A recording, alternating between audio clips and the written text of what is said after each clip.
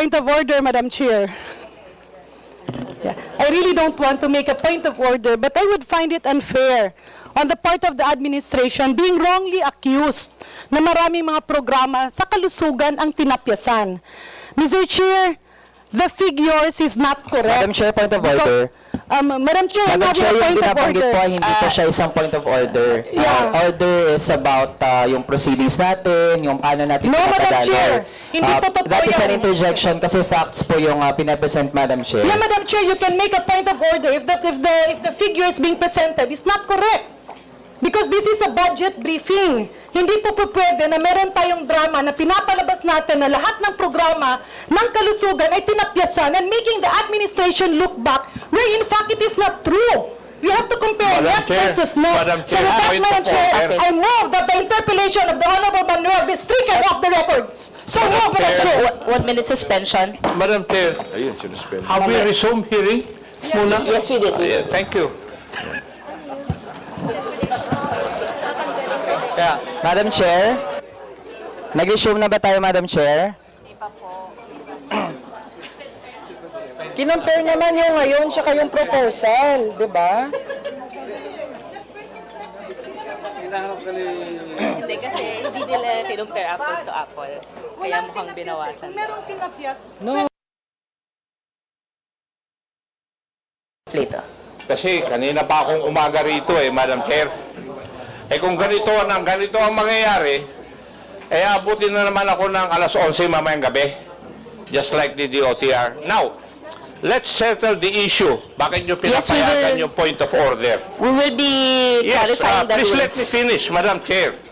Because our rules state specifically kung ano yung point of order and when it is going to be raised. Di ba? Kasi ina-allow nyo But if I read section 103 of our House rules, and I would like to quote, a point of order is a privileged question that raises a violation of the rules in relation to the matter under discussion on the floor. A motion to read any part of the rules is equivalent to a point of order and takes precedence over any other motion other than a motion to adjourn. Yun po ang rules natin. Dapat yun ang sundin natin. Thank you for clarifying the rules. Actually, that is what we are going to clarify. The point of order will, as mentioned, only be on the ruling and violation of the rules. Parliamentary. So, and with that, May pending motion. May pending motion. and because there is a pending motion, Honorable Garin, Yeah. will you? Thank you, Madam Chair. After conferring with our good colleague, I actually withdraw my point of order with the assurance of the Chair that the data that were mentioned will be corrected. So the wrong data that will be mentioned will have to be stricken off the records. Madam Chair, question of privilege. May I be allowed to speak? Honorable Raul Manuel. Yes, Madam Chair. Madam Chair, I don't see the point na may mga ipapatanggal po tayong facts and data kasi Madam Chair, wala pa kong isa-cite na data kung hindi ito yung proposal na nasa National Expenditure Program. Second, Madam Chair,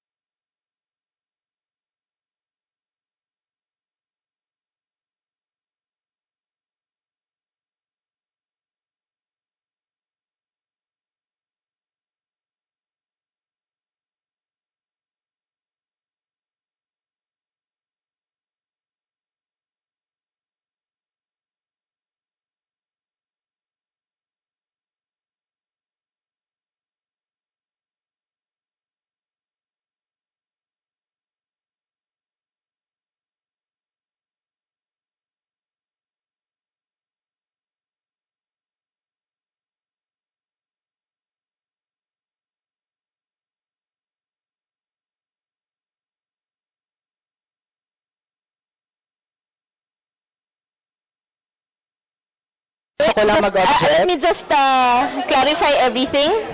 Let me just clarify. According to the rules from the appropriations, it is correct that we cannot interject. So, had a point of order, Madam Chair. let me just clarify that. Okay? So no, Madam Chair, so no interjection No is allowed. interjections. Just a point of order. Yeah, so I had a point of order, Madam Chair, and pending motion.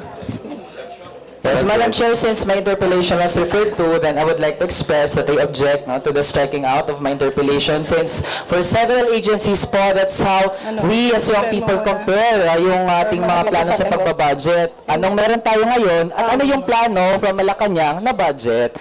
Kasi yun yung magiging baseline natin, Madam Chair, how we will assert for higher budget for services.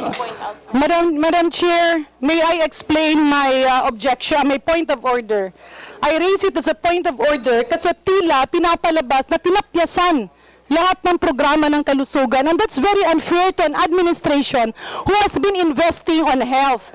Kung magdadagdag tayo ng pondo, dagdagan. That's why my point of order is that there was a misrepresentation of the facts given because comparison is NEP versus NEP. Kaya yung mga sagot kanina na tinapyasan lahat ng programa ng kalusugan, that is not factual. I therefore move earlier, Madam Speaker, that those statements be stricken off the record. Because that will make the administration look bad. And that will make us look bad na parang lahat ng programa sa kalusugan ay tinapyasan natin. That's unfair to the people who have been working for the budget of the Department of Health. So I had a motion, Madam Chair. Madam Chair, I object, Madam Madam Chair, to that Chair. motion. may I have the floor, Madam Chair? 1 minute suspension.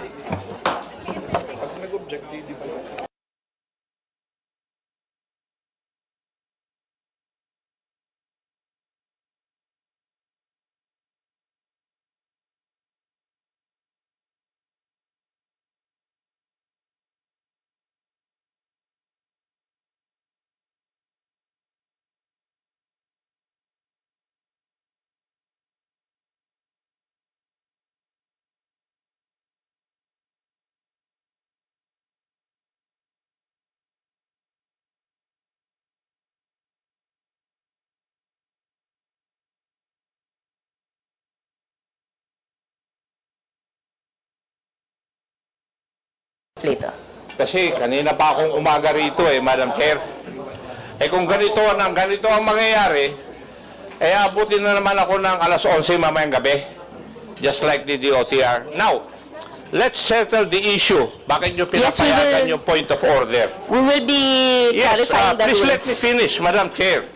Because our rules state specifically kung ano yung point of order and when it is going to be raised. Di ba? Kasi ina-allow nyo But if I read section 103 of our House rules, and I would like to quote, a point of order is a privileged question that raises a violation of the rules in relation to the matter under discussion on the floor. A motion to read any part of the rules is equivalent to a point of order and takes precedence over any other motion other than a motion to adjourn. Yun po ang rules natin. Dapat yun ang sundin natin. Thank you for clarifying the rules. Actually, that is what we are going to clarify. The point of order will, as mentioned, only be on the ruling and violation of the rules. Parliamentary. So, and with that,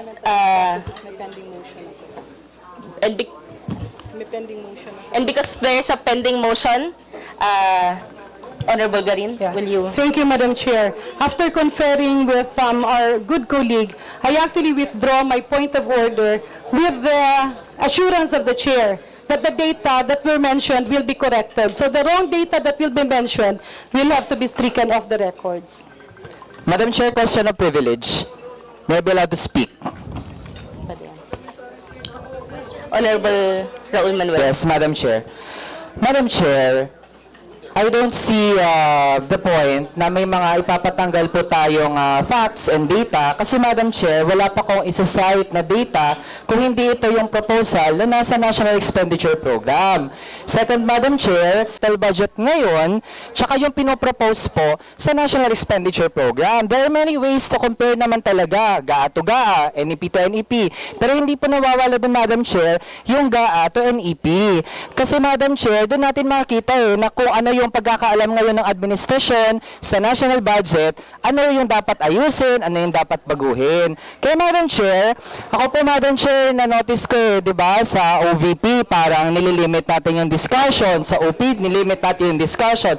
Pati ba naman DOH, Madam Chair? Sana po hindi tayo matakot sa facts at sa katotohanan, Madam Chair. At i-allow natin yung mga deliberations at ma-put on record iyon. Yun lang muna, Madam Chair. Thank you, Honorable Manuel. Let me yield the chairmanship to Honorable Stella Kimbo. Thank you. So, may minutes pa ba si... Okay. So, just to set the record clear, Mr. Secretary, Yes, Madam Chair. so moving forward, when we make comparison of numbers, we just have to make it clear what we are comparing, whether we're comparing NEP figures versus GAA figures.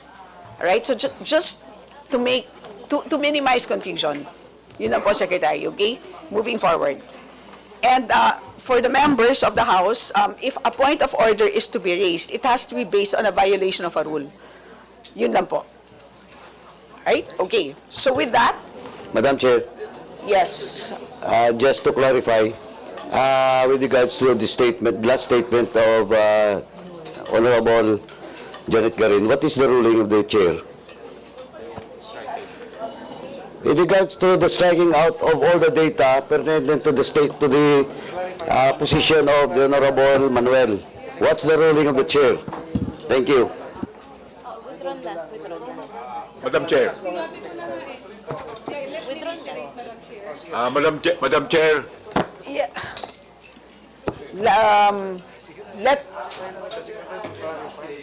Let me make. Okay. No, I'm just asking the chair, what is the ruling of the chair with regards to the statement, and that is not a motion of the Honorable Garin. What I'm saying is, what is the ruling of the chair with regards to the statement that she's getting the commitment of the chair? Okay, let me make a ruling on this first. We first have to set on record alin dito sa data ang mali. Alright, so we are referring to the data on page 12. Mr. Secretary, so let's do a rundown. All the numbers here. So can you confirm that these numbers are correct? One by one. Yes, Madam Chair. For the DOH, for PhilHealth, the NEP for 2024 is 101.5 billion, and the NEP in 2023 was 100.2 billion. So it increased. For Heart Center, the NEP in 2024 is 1.8 billion.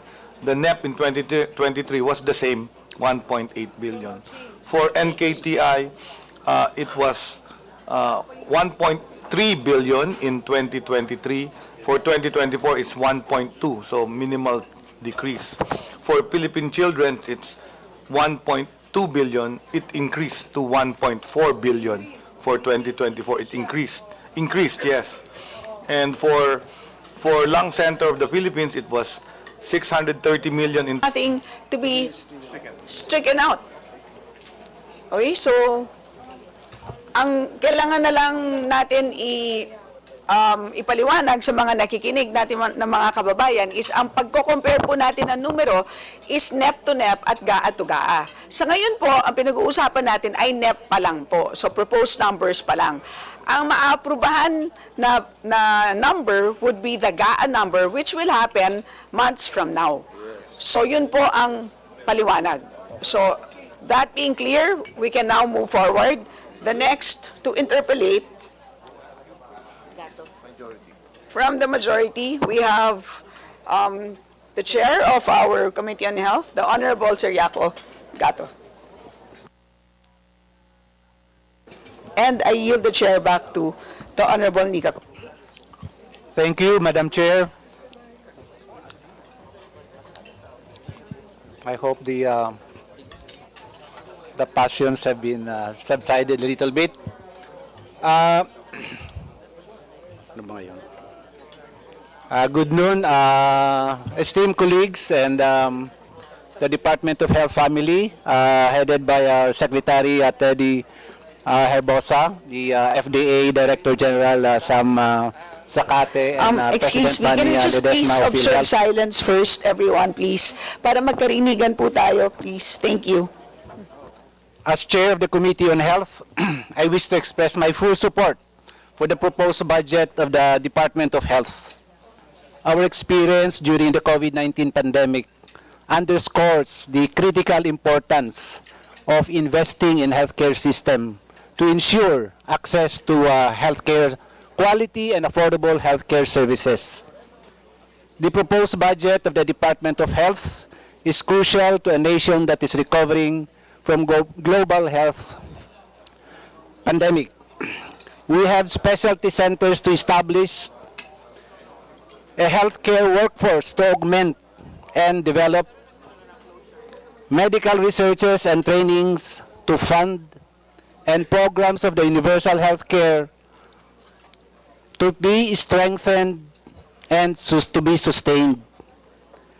Prioritizing healthcare funding is not an option, it is an imperative.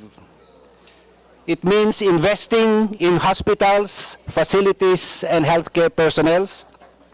It means ensuring that all communities, regardless of the socioeconomic status or geographical location, have equal access to quality and affordable healthcare services. We will submit that data, Madam Chairperson. Honorable Representative Akop, please.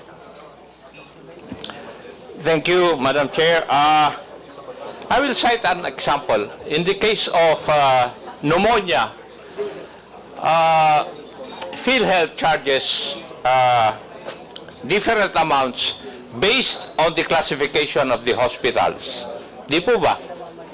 Pag class A or B, 15,000 yung inyo pong sinisingil. And for lower class classification of hospitals, 10,000. Tama. And if you look at it, it requires the same management and it requires the same medicine. Now, bakit po ganun ang pagsingil po ninyo? Bakit may difference na 5,000? It depende sa klase ng hospital. Madam Chair, if we can allow Doc Ish to answer the question, please. Go ahead. Yeah, thank you po. Madam Chair, Congressman Microphone, please. Sir Lim Siakop. Hello. Okay. Madam Chair, Congressman Akop, we don't pay po our packages differently sa types of hospital. So kung ito po level 1 or level 2, level 3, yung pong pneumonia, ang difference ng pagbabayad natin is according to the disease. So the disease po type. Kung ikaw ay yung moderate type of pneumonia, at ang package po natin, for example, in a moderate type of pneumonia is 15,000, yan po ay ibabayad natin kung ikaw man ay na-admit sa level 1, level 2, or level 3. Hindi po nag-iiba-iba ang package rates natin according to the levels of facilities. Thank you, Madam Chair. There was a time when PhilHealth required that pneumonia cases be admitted for 96 hours. Di po ba? So, depende sa number of hours. Kasi, kung yung pasyente, i-discharge mo before 96 hours, merong return to hospital yung claim nila. The general rule po is... Hindi, sagutin mo muna ako. Hindi ko tinatanong kung ano yung general rule. Tama po ba yung sinasabi ko? Wala po tayong on the number of hours except for the 24 hours po yung general rule for admission. Ngayon, kung pneumonia po kayo, kung ito man po ay na-admit kayo ng 3 days or 4 days, again, ang package rate po natin is dependent kung anong type ng klase ng pneumonia, kung moderate or severe type of pneumonia. Okay. May I also remind everyone to please address the chair? Thank you. Sorry, Madam Chair. Sige. Now, the PhilHealth coverage as a percentage of the population for 2022 is 70%. Would that be correct?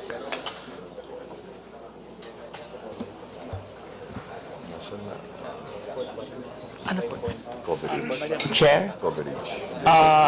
Sir, would clarify ko lang po, yun pong coverage ng benefits or coverage ng membership? Membership. Our membership coverage is... We will, Madam Chair, we will just retrieve the data po. Just a minute po. Can we retrieve the data po for membership? Honorable Acop? Madam Chair, magsi-second round na lang ako. And I'll just ask PhilHealth to prepare for the second round dahil marami pong issues dito. Para doon sa aking mga kasamaan, pwede na silang magtanong. Thank you, Madam Chair. Thank you, Honorable Acop. Thank you po. With that, let me go to the minority with Honorable Deputy Minority Leader Presley De Jesus. Thank you, Madam Chair, and good afternoon po sa atin lahat, no? Ito lang, simple lang tanong ko kasi halos lahat natanong na, no? That's the problem pag nasa hulihan ka. Pero ganun pa man, lahat ng gusto kong tanong, maganda yung positive. Siguro tanong ko lang kasi kanina, tanong ni Kong B.H. Herrera, with regard to the utilization rate ng DOH, medyo ilan po ang utilization rate po ng ano ngayon as far as yung MAIP is concerned?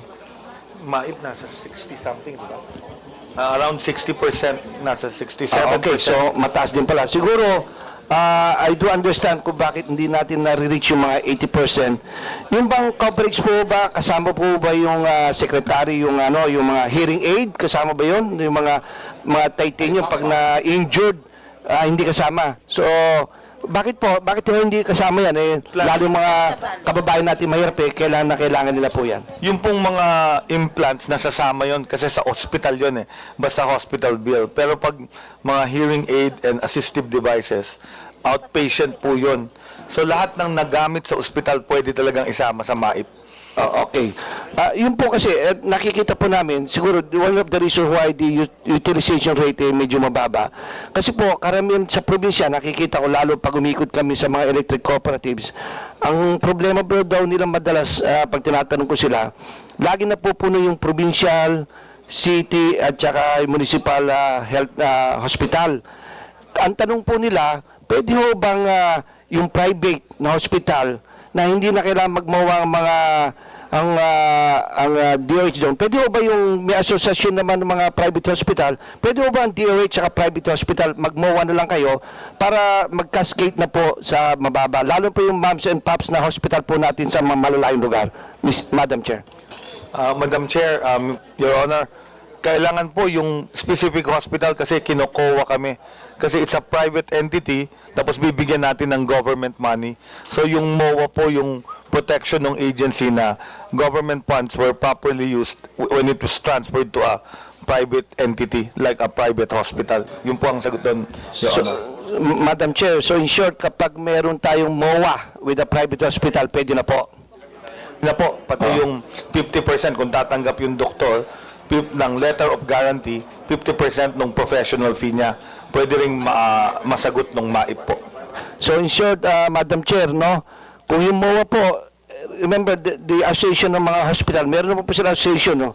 So if the DOH and the association of the hospitals, mag-MOA kayo, pwede ba yun? Instead na individual na lang mga hospital, kasi matagal specific So yung DOH na ang bahala sa asosasyon, and then they will cascade po sa mga probinsya po, lalo po yung mga malalayong lugar. Is it possible, Madam Chair? May I refer to our ASEC na lawyer, ASEC Grande. Good afternoon, Madam Chair.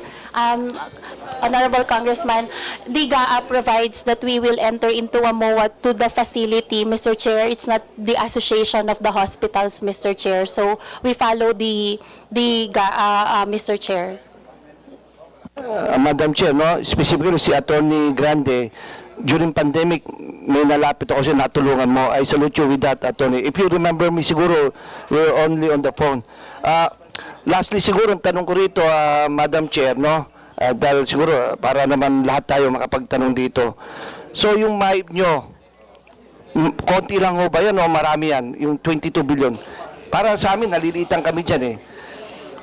Kulang po kasi sa ospital po ako nagtatrabaho. Napakarami po talaga ng mahihirap na Pilipinong nangangailangan ng pondo. With due respect po, no, kung marami ako narinig din, between PhilHealth tsaka MAIP daw, mas gusto nila MAIP kasi talaga ako na ibibigay.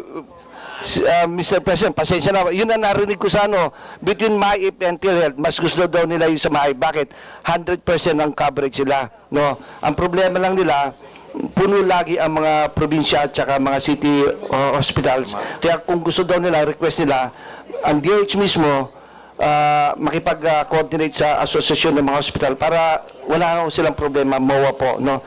With that note, Madam Chair, siguro I just have a manifestation, no? Since kanina pa ako, nakita ko yung mga sagot nila, and I salute PhilHealth and of course the DOH family, no?